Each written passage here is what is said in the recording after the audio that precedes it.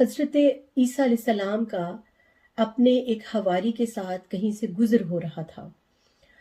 उनका गुज़र एक चोर के क़िले के करीब से हुआ। चोर ने जब उन दोनों को आते देखा तो अल्लाह ताला ने उसके दिल में तौबा का ख़्याल डाल दिया। उसने अपने आप से कहा, ये हज़रत ईसा अलैहिस्सलाम है, अल्लाह की रूह और उसका कलमा, और ये उनका दोस्त है। और ए बदबख्त, तू कौन है? बनी इसराइल का एक चोर।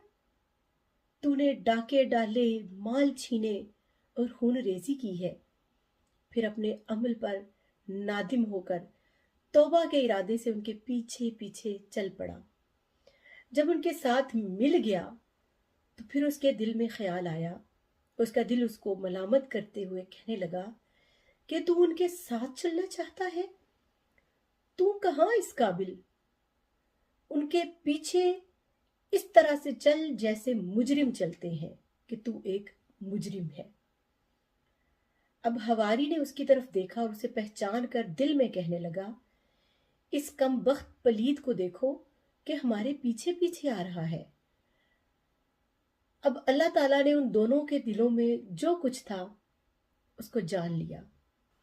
चोर की तौबा और नदामत और हवारी के तकब्बुर और रौनत को अल्लाह ताला ने जान लिया।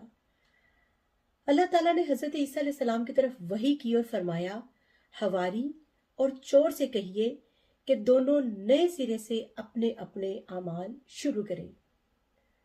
चोर के सारे गुनाह मैंने उसकी तौबा और नदामत की वजह से माफ़ कर दिए हैं, और हवारी के सारे अमाल इसकी खुद पसंदी और तकब्बुर की वजह से और इस तौबा करने वाले को हकीर जानने की वजह से ज़ाया कर दिए हैं। तो इससे ये समझ आई कि बंदा दुनिया में जिस गुनाह पर नादिम हुआ होगा, क़यामत के दिन उस गुनाह का जिक्र तक भी नहीं किया जाएगा।